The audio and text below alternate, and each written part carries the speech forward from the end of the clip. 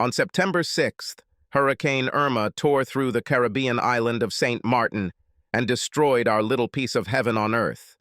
I am not comparing our loss of a beautiful holiday destination to the tragic destruction of the lives, homes, and livelihoods of the wonderful people who inhabit this island.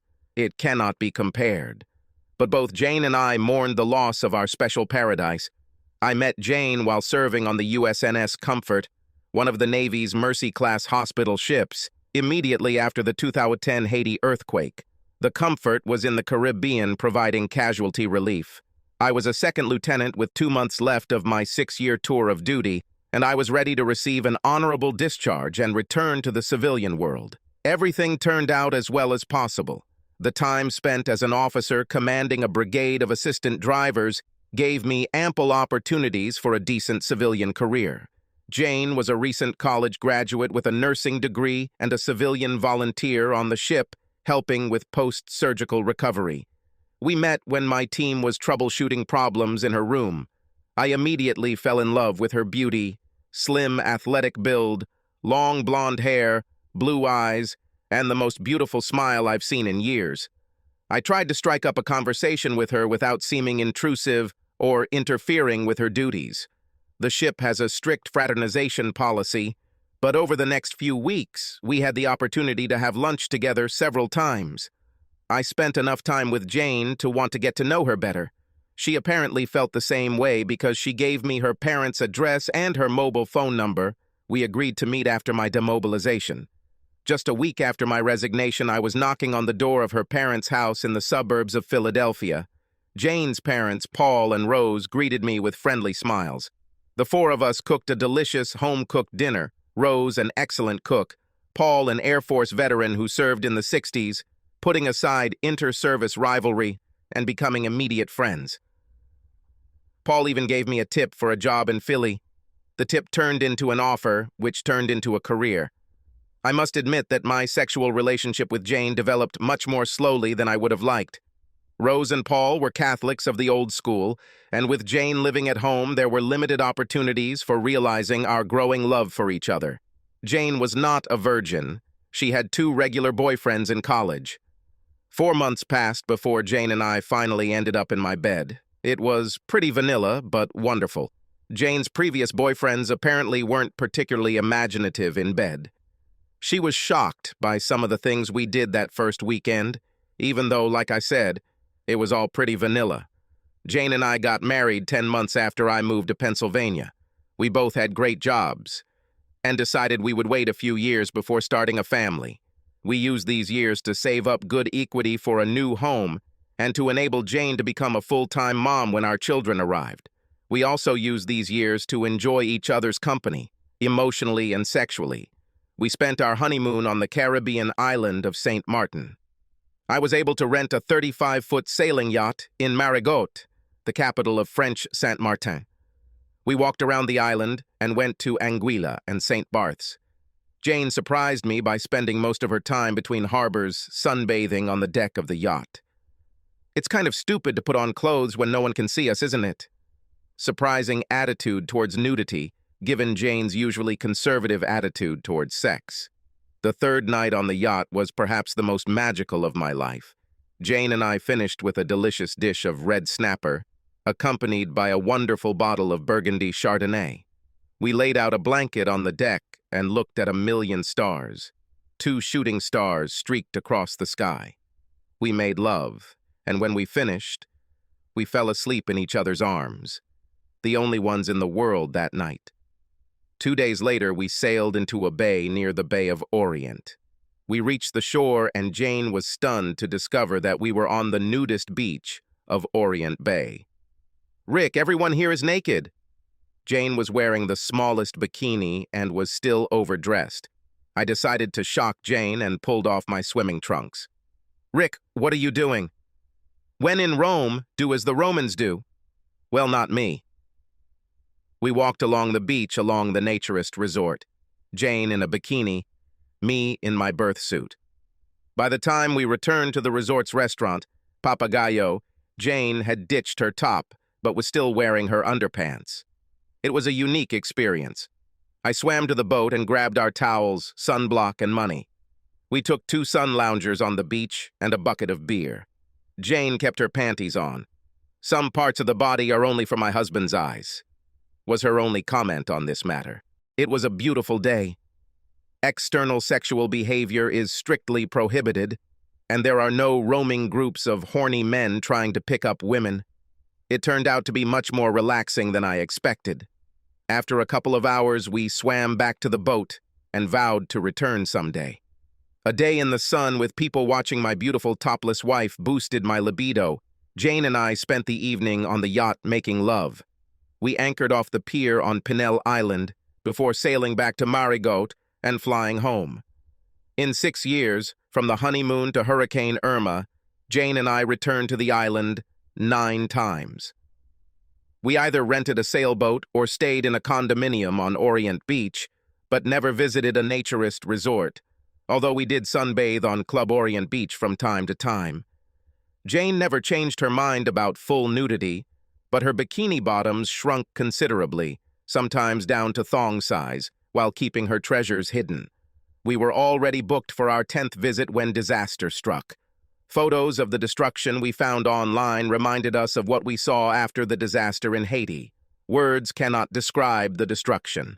A month after Irma, Jane was working at a clinic in town when she learned of an opportunity to help rebuild a clinic outside Marigot, the same non-profit charity she had volunteered with in Haiti.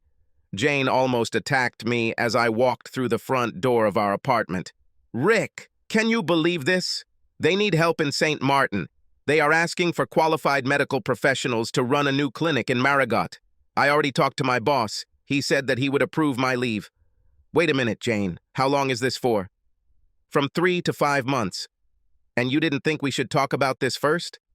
"Of course it is necessary. It just didn't occur to me that you wouldn't approve. I did not sign anything and did not undertake any obligations. Sorry if I'm a little hasty. I was just so excited when I received the letter today." "What about our plans to start a family? You stopped taking your pills last month. Can we put this off for a few months?" "Only for a few months, I promise. We'll be careful until I get back, and until then we'll use condoms. Please." It took more than an hour before I finally agreed with Jane. This was more important than both of us. The people we knew and loved needed her help. I took a few days off to accompany Jane to St. Martin and help her settle into her new place. We landed on the island on Thursday and rented a car. Although we had rented a room for the weekend, our first stop was at the charity's office and our second at the apartment where Jane would be staying. We met Jane's neighbor, Allison Parker. We invited her to dinner, and the more I talked to Allison, the more I liked her. She seemed responsible, happily married, in her early 30s. By the time we dropped Allison off at the apartment and headed to Orient Bay to check into our room, my anxiety levels had halved. On Friday morning, Jane and I went to the beach to go for a run. As we were running along the beach, a man ran towards us. We exchanged smiles and small waves. Nothing out of the ordinary, just the kind of politeness exchanged among fitness enthusiasts. Jane and I ran to the end of the bay and turned back. Halfway up, we approached the same runner. This time, he stopped. "Good morning." To my surprise, Jane stopped. "Good morning." The man extended his hand to me. "Are you Americans?" I returned his handshake. "How did you guess?" "Just a wild guess. Clothes, friendliness. When I greeted you, accent. My name is Jean-Paul. I'm Richard.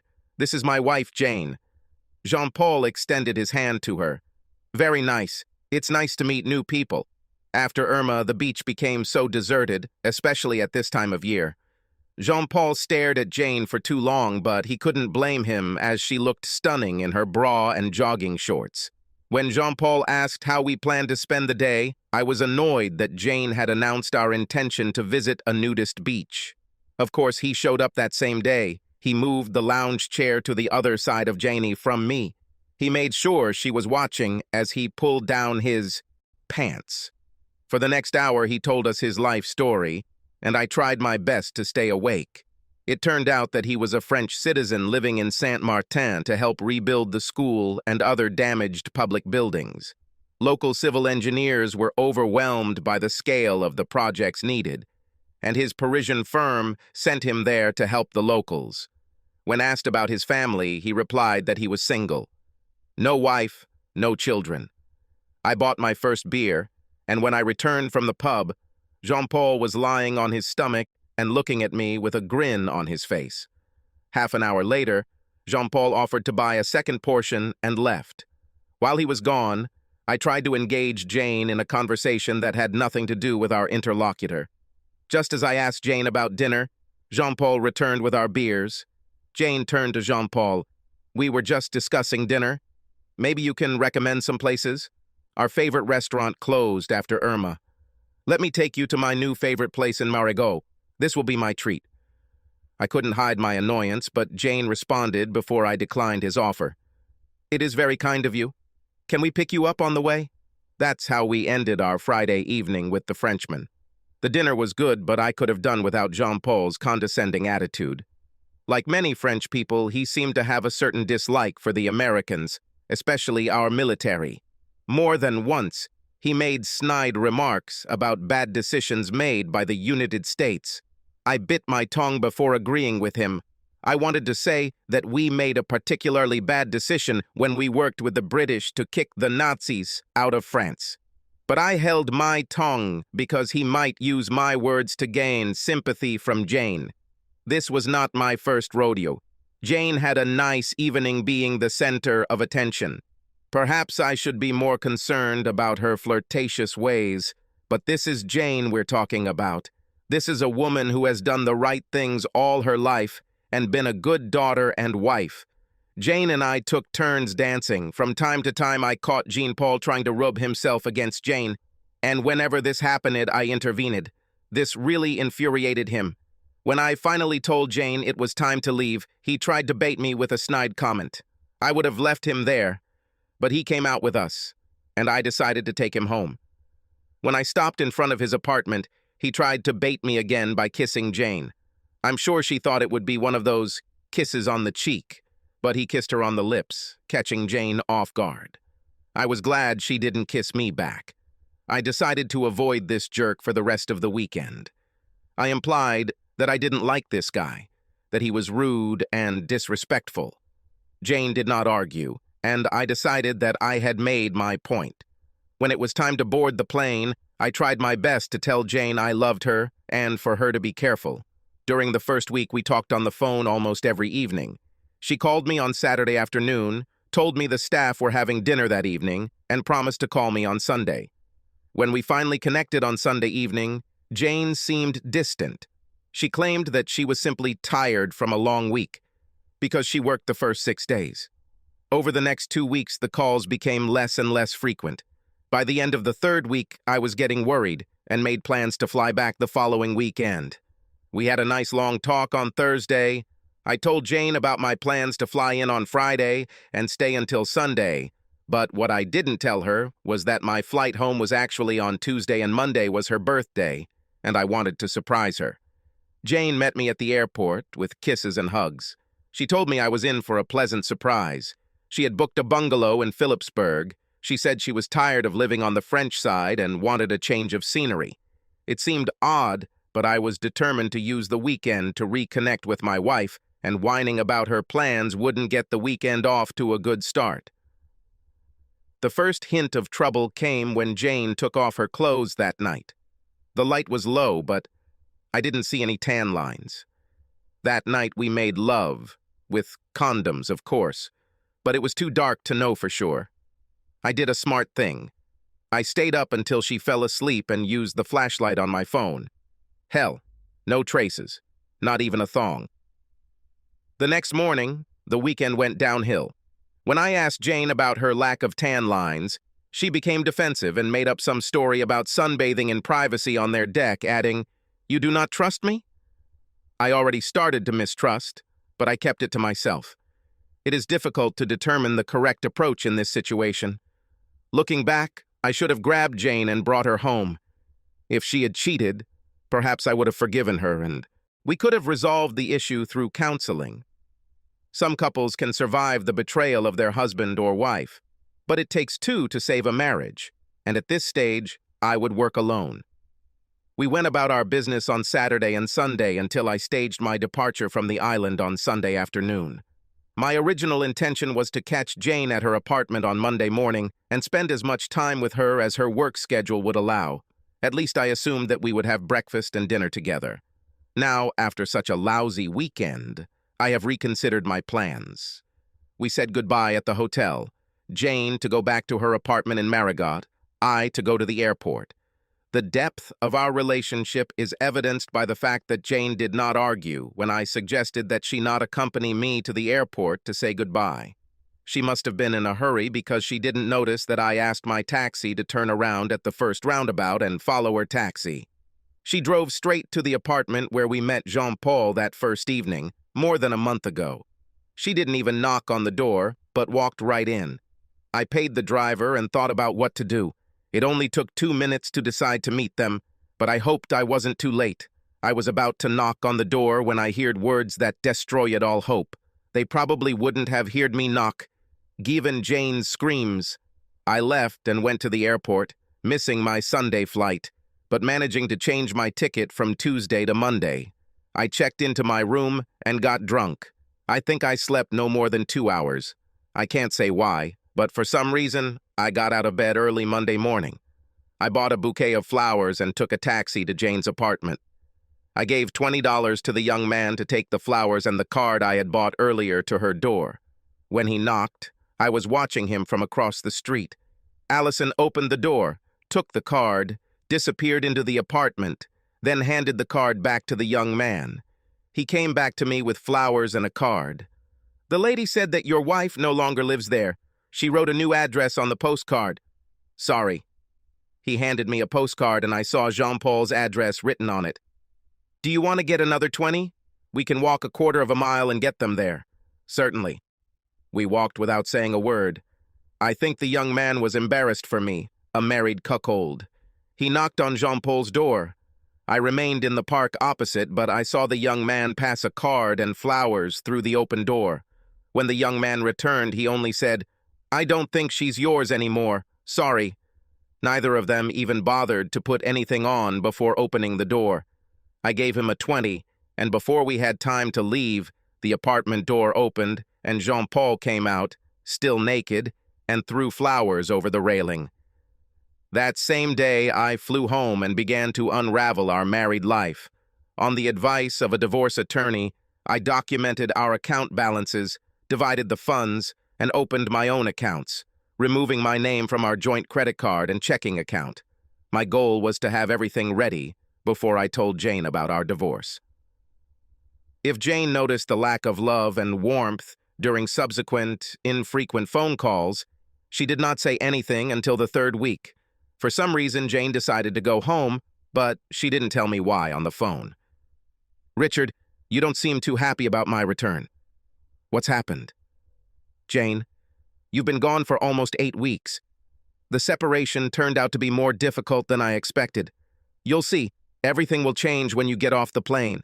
Let's wait until Saturday and then we'll talk." Jane seemed dissatisfied with my indifference. Was she really that delusional? I had no plans to meet Jane's flight home. I had no desire to look at her anymore, listen to her excuses, or ask her reasons. My heart was made of stone, and I had another difficult task ahead of me. On Friday evening, I went to Rose and Paul's house.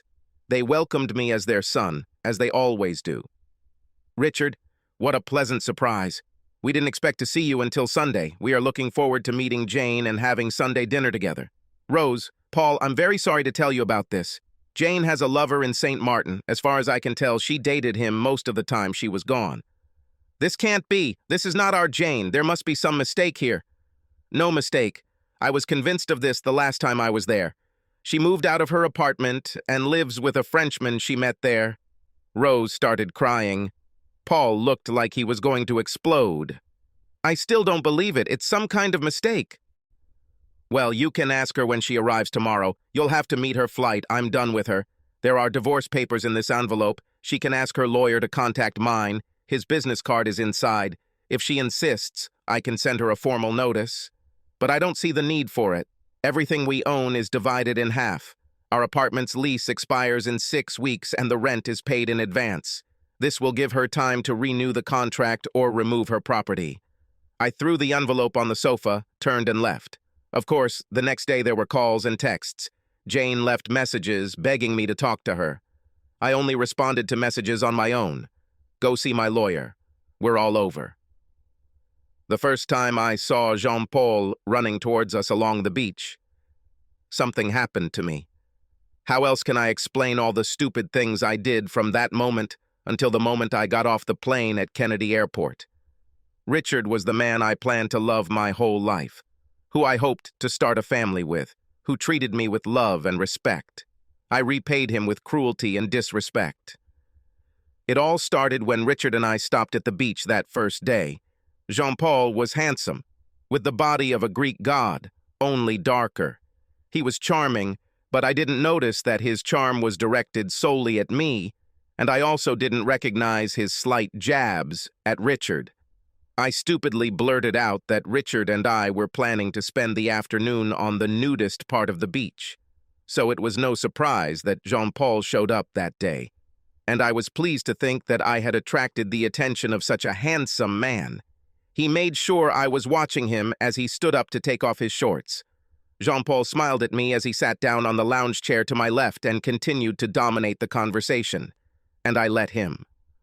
I've always been a good girl. In school and college, I took my studies and football seriously, rarely attended parties, and the few parties I attended were ones that my parents would have approved of if they saw me. I was a virgin until my sophomore year of college, losing my virginity to a guy I dated for almost a year. I was heartbroken when we broke up. It wasn't until my senior year that a second guy pulled me into his bed. We only lasted a few months before I realized that I didn't love him, never would, and would only hurt him by delaying the inevitable. 6 months passed after graduation when Richard came into my life. I was so happy when he continued our chaste ship romance, knocking on my parents' door. Both my parents fell in love with Richard. My dad always spoke of him as his son. Richard was the perfect gentleman when we were dating, never pressuring me about sex, allowing me to take my time to understand that he was my future partner before we made love for the first time. And it was love. I will never forget his look as he hovered over me and entered me. This look said, "I love you." The following week, Richard proposed to me, with my father's permission, of course. It was a short engagement, a wonderful wedding and a honeymoon, just like in the movie. Our marriage was just as great, and we were months away from starting a family when I blew it. My reasons for volunteering to help build the clinic were mostly altruistic, but not entirely. 2 middle-aged nurses at work poured poison into my head, telling me how much I missed out on because I was a good girl and didn't experience all the joys of life before settling down. How could you get married so early? Have you ever wondered what it would be like to make love to someone else? These 2 snakes filled my head with doubts, and I was too stupid to understand that they were single, divorced and jealous of my happiness. So I took the opportunity to step away from my life for a few months to make sure that pregnancy at 28 was really what I wanted. I won't embellish or lie, I was attracted to Jean-Paul. He invited us to have dinner with him in the city as a token of gratitude for allowing him to spend the afternoon with us. Richard didn't want to agree, but I agreed without consulting him. At that moment, Richard would have looked foolish if he had refused. We picked Jean-Paul up at his apartment, had dinner in town, and walked down the block to a dance club. That evening, my butt never touched the seat. Both men took turns dancing with me. It was almost a competition to see who could turn me on the most. It was almost midnight when Richard finally said it was time to go back to our room. Jean-Paul made a comment about Richard being a loser at the party. Richard replied, "No. It's just time for me to be alone with my wife so that we can end the evening as a happy married couple should." I think this angered Jean-Paul. He seemed to take it as a challenge. Getting out of the car at his house, he kissed me on the lips. Jean-Paul tried to use his tongue. Fortunately, I kept my lips closed. I think the only reason Richard and I didn't quarrel that evening was because Richard saw that I didn't kiss back. The next morning, Saturday, Richard told me we weren't going to the beach, so we went to the Dutch side of the island and had a nice lunch. That night we stayed home and made love. Richard was leaving on Sunday, and I was glad to spend the last night before our separation in his arms. On Sunday, I kissed Richard goodbye as he dropped me off at Allison's apartment.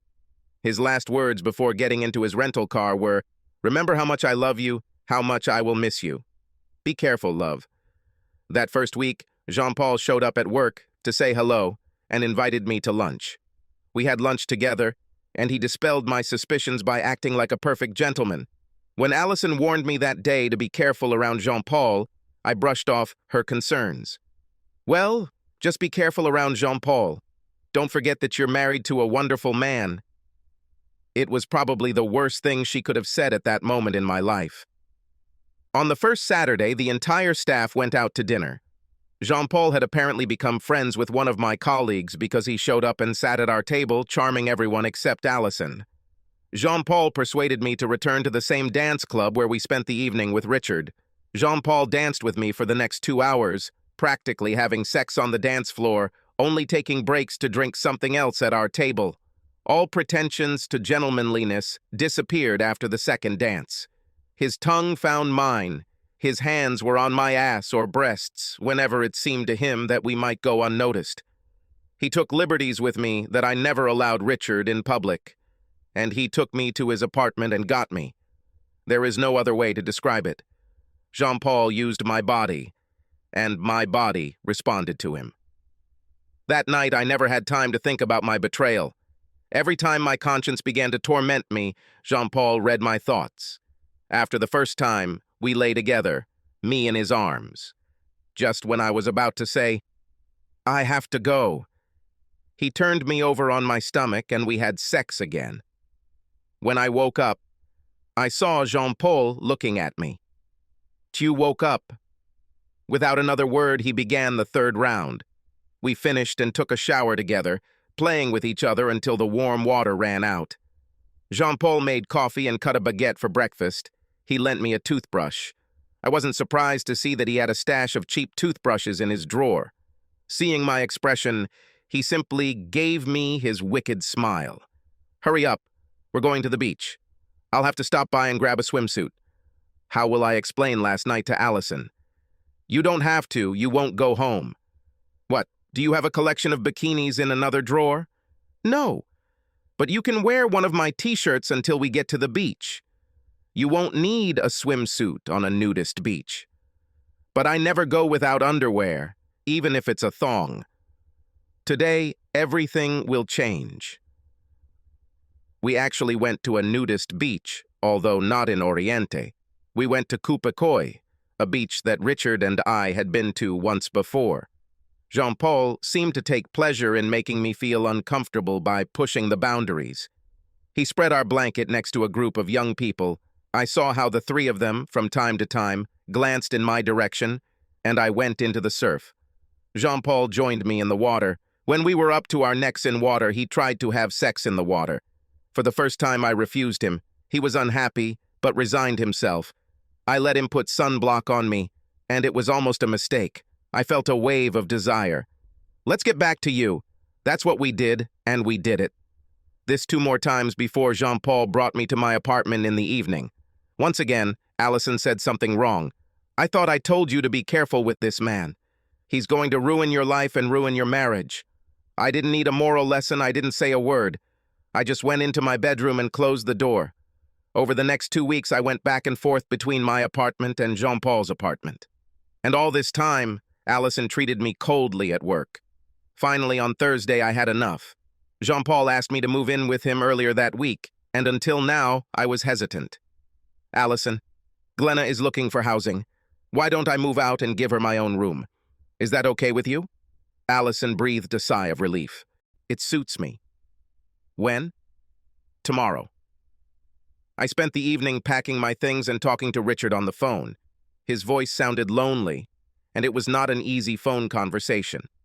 I couldn't tell if he suspected something, but I tried to reassure him. We even agreed that he would come to us for another long weekend. Richard will check the flights and contact me. Now I had to figure out how to keep Richard away from Marigot, my work, and Allison. The weekend Richard came for was a disaster. Richard was trying too hard, and I wasn't trying at all. As a result, I began to feel sorry for him, which led to my disrespect for him. I was almost relieved when Richard suggested that I not go to the airport to say goodbye. All weekend, my stomach was churning as I tried to hide the betrayal of our marriage. I hailed a taxi and went straight to the apartment I now shared with Jean-Paul. When I entered the apartment, Jean-Paul was already waiting for me. He lifted my skirt, took off my panties, and stuck his finger directly into my vagina. "Did you use condoms all weekend like I told you?" "Yes, Jean-Paul." "Okay, you belong to me." That weekend, the way I treated Richard, the way I disrespected him, denying him full access to my mind and body, all because Jean-Paul demanded it, led to the complete destruction of any self-respect I still had remained. On Monday morning, a card and flowers arrived from Richard.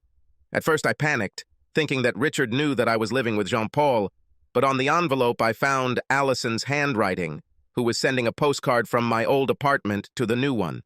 Jean-Paul pointedly threw the flowers outside and then laughed as he read Richard's romantic greeting card before throwing it in the bin. On Saturday evening, we went to a club. Jean-Paul always bought drinks and we danced. At some point, his friend appeared and joined us. Simon was a slight Frenchman who worked in the planning department, and I had met him once before when I had lunch with Jean-Paul. Simon asked me to dance. Come on, have fun," Jean-Paul replied when I looked at him. Simon and I danced the first dance. When the second song began, Jean-Paul joined us on the dance floor. They held me between them, danced dirty, rubbed against me. Finally, one of the bouncers came over to separate us. We must have been very relaxed because I saw some horribly indecent behavior on that dance floor. Jean-Paul got angry when the bouncer told us to cool down. "Let's get out of here." When we walked back to the apartment, Simon was still hanging around. Jean-Paul poured us tequila shots as soon as we walked through the door. Jean-Paul and I sat on the sofa. Simon sat at the kitchen table. Jean-Paul pulled off my top. The lights were off, and only the city lights breaking through the shadows made it possible to see anything. Jean-Paul put me on his knees facing him, continued to caress my breasts, then his hands climbed under my skirt. I felt a second pair of hands on my breasts, lips kissing my neck. When I woke up on Sunday morning, Simon was gone. Jean-Paul made coffee and brought me a cup. It was very rare for him to wait on me in bed. Last night was fun. Drink coffee? We're going to the beach. During the week, Simon came 2 more times. On Tuesday of the 3rd week after Richard's visit, I felt strange in the morning and realized that I had missed my period a few weeks ago. I snuck into the clinic's laboratory while the technician was at lunch and took the test myself, which confirmed that I was pregnant. But how? At the time of the child's conception, Richard used condoms, and Jean-Paul was protected.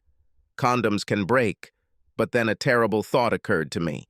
On Wednesday, I placed a sample of his sperm under a microscope as soon as I arrived at the clinic.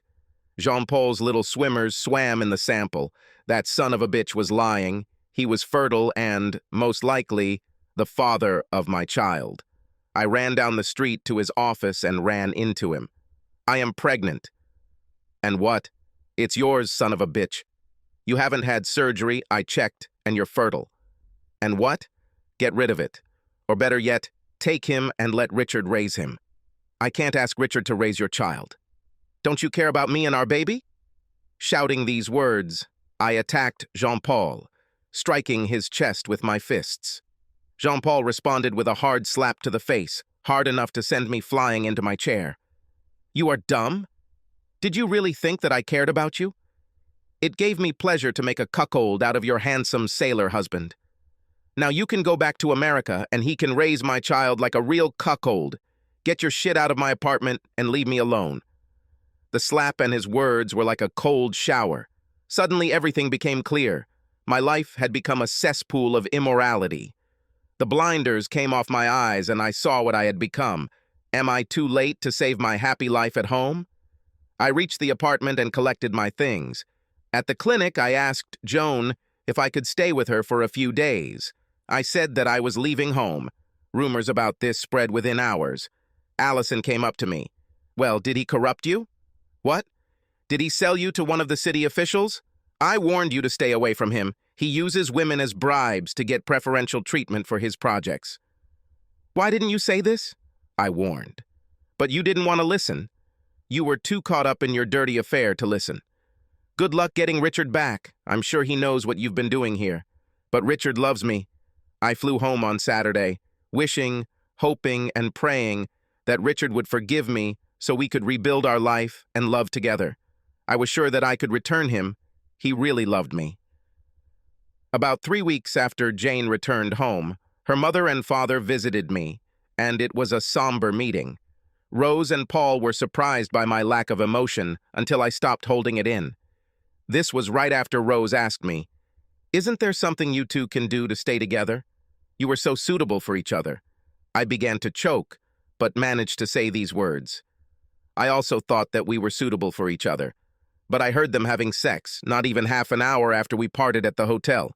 She practically ran into his apartment, and as I walked up to the door to face them, I heard them. I couldn't have been more wrong about what I heard, and I'm not going to live with a woman who would do this to the man she claims to love. I'm really sorry. After this meeting, calls and messages from Jane stopped. The documents were signed. After 3 months, our marriage became history. I didn't turn into a zombie and drink myself into oblivion every night. It helped that I had friends and family to talk to, and they mostly listened. With some of them, I talked about my desire to somehow make Jean-Paul pay for seducing my wife. It seemed unfair to me that he got away with everything. A few of my friends were interested in my revenge fantasies, offering ideas, but I don't think they took me seriously. My brother realized that this was not just a fantasy, and warned me not to do anything that could land me in a Caribbean prison.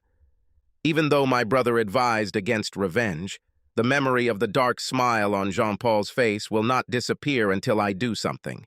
It took planning, but after 2 months I was ready to implement my plan. During these 2 months, I radically changed my appearance. Gone was the business-like haircut and clean-shaven face. Now I wore a thick beard, and on the day of departure I shaved my head. I gained 35 pounds. After changing my sunglasses from round to aviators, I was completely transformed. I took the train to Miami and took a boat to Puerto Rico. So far, so good. I was in the Caribbean without any official record of my time here. Now comes the hard part, renting a sailboat without a credit card. This is where an old friend and a ton of cash came in handy. I had a backup plan, but I kept my fingers crossed that I wouldn't need it. Tony Albero and I served together on the USS Shiloh and have stayed in touch since he returned to his hometown near San Juan. When I knocked on his door, it took him half a minute to recognize me. 10 minutes later, we were already finishing our first beer, and Tony understood why I had come. "You're not going to kill him, are you?" "I won't be an accomplice to murder, even if that asshole deserves it." I showed Tony the tools of my revenge, and it made him grin. "Okay, I can agree to that. So, do you need a boat big enough to get you to St. Martin, but small enough not to attract too much attention? Tomorrow we will talk to Hector at the pier. Hector was more than willing to lend us one of the sailboats in his care once I showed him $300 bills. Tony and I set sail early Tuesday morning, just before the fishing boats left, sailed all day, and dropped anchor off Grand Case Bay by 2 a.m. At 4 in the morning, I slipped into the water and swam to the shore. When I reached the shore, I jogged the 3.5 miles to the park across from Jean-Paul's apartment and sat down on the same bench I had sat on a few months earlier when I had watched my wife enter the apartment. I decided to take the risk of waiting and watching, hoping he was a creature of habit. At 8 in the morning, a young woman left the apartment. At 8:30, Jean-Paul. I followed him at a safe distance. He entered the building. I checked the sign on the door. It was his work office. I jogged back to Grand Case and swam to our boat. Tony raised the anchor and we spent the day sailing around Tintamari Island. In the evening, we went to Freya's Bay. Tony didn't even lower the anchor. I tumbled over the side with my tools in a waterproof case, and Tony swam out of the bay. At 7:20 in the morning, I returned to the park, and 35 minutes later, the same woman came out of the apartment. I waited 10 minutes, crossed the street, and knocked on his door. Jean-Paul answered the door with a towel wrapped around his waist. I didn't give him time to say anything before I shot him with the stun gun. He, of course, did not have time to recognize me. That was one of the problems. As much as I wanted Jean-Paul to find out who did this to him, I didn't want to go to jail. Maybe someday, after the statute of limitations has passed, I'll let him know, if it still matters by then. I closed the door behind me. While Jean-Paul was incapacitated, I tied him to a chair, forced him to drink a bottle of sedative water, gagged him, and attached the device. But something had to be done about his pride and joy. In the future, he will be able to use what is left of him, but it will be of little use for pleasing the ladies. It's a pity. I wonder if that will wipe the grin off his face. With any luck, it would be several hours before anyone found the bastard. By then, the damage will be completely done. I quickly jogged back to Friars Bay, swam to the boat, and late Thursday evening, Tony and I sailed back to Fajardo Harbor. By Saturday morning, I was home, shaved, and ready to diet. As for Jane's revenge, that won't happen for several reasons. First of all, I know she is suffering. Her parents have lost their son, and she will have to live with the knowledge that it was her fault. Secondly, I know that there is someone else for me, and living well is the best revenge. And someday she will understand what she gave up. Our future, our children, and yes, the love we shared for the first 6 years together. And lastly, not letting her apologize was probably the most disgusting thing I could have done. That's my revenge, if I'm honest with myself.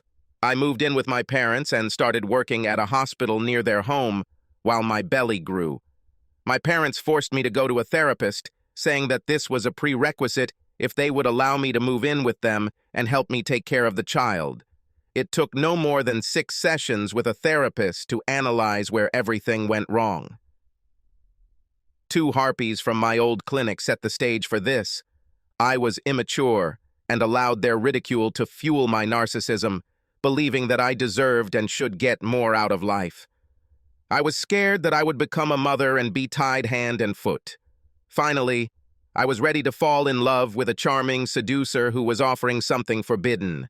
Therapy explained why I did it, helped me understand what I could do in the future if I ever got another chance at love. But it didn't give me what I wanted more than anything, another chance with Richard. Martin was born on September 6th, exactly 1 year after Irma devastated St. Martin.